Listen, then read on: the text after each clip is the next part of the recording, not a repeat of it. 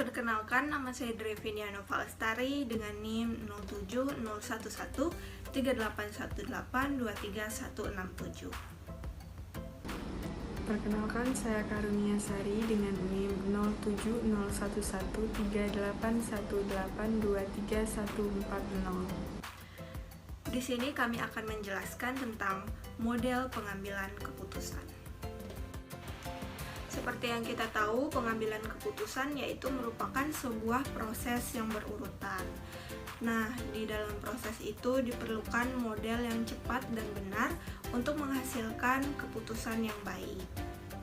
Kegunaan model ini yaitu untuk memperjelas unsur-unsur apa saja yang terdapat di dalam itu.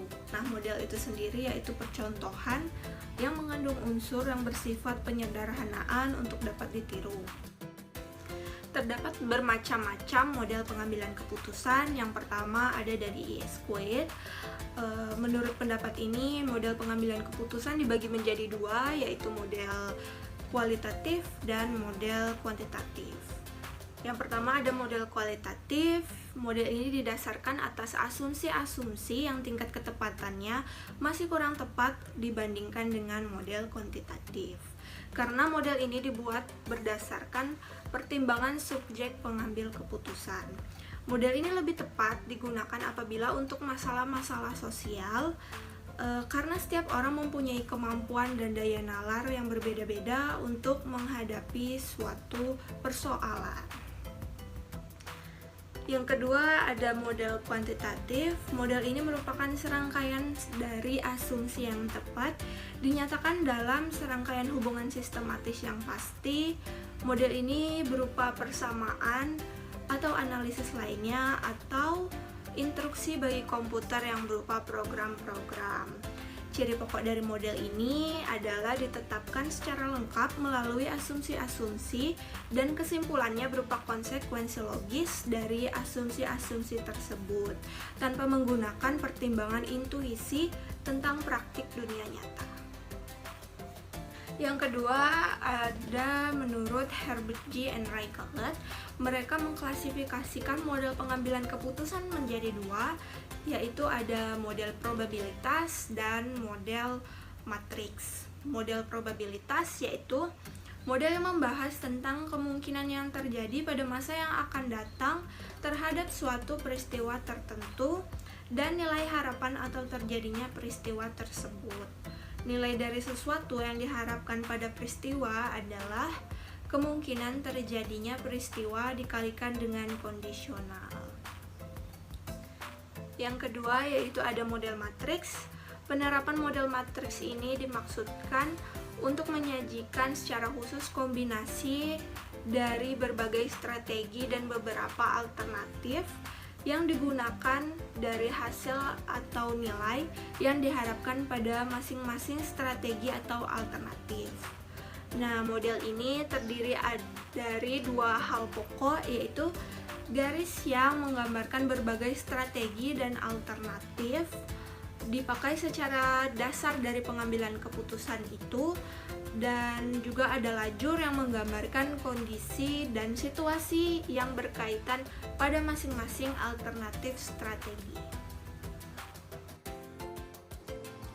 Baiklah, materi yang selanjutnya menurut B.A. Fisher.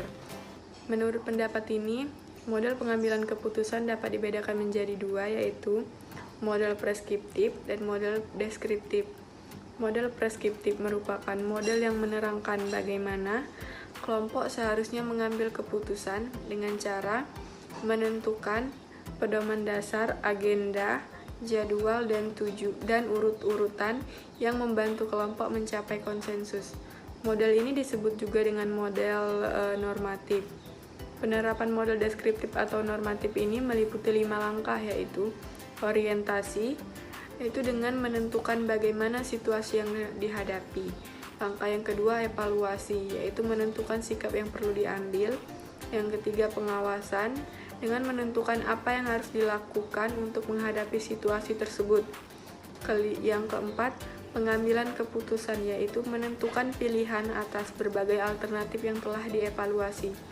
Kemudian pengendalian, yaitu melakukan pengawasan terhadap pelaksanaan hasil keputusan. Model yang kedua yaitu model deskriptif, model yang menerangkan bagaimana kelompok mengambil keputusan. Model ini juga menerangkan bagaimana segala sesuatu sebagaimana apa adanya.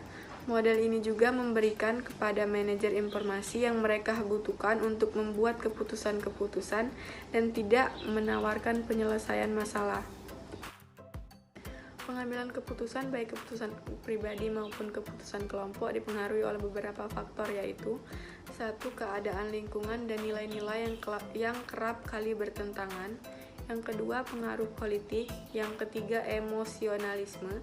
Yang keempat, tingkat pendidikan. Yang kelima, model keputusan faktual. 5 faktor inilah yang akan berpengaruh terhadap pembentukan suatu model keputusan. Jadi kesimpulannya, model adalah percontohan yang mengandung unsur yang bersifat penyederhanaan untuk dapat ditiru. Pengambilan keputusan itu sendiri merupakan suatu proses yang berurutan yang memerlukan penggunaan model secara cepat dan tepat.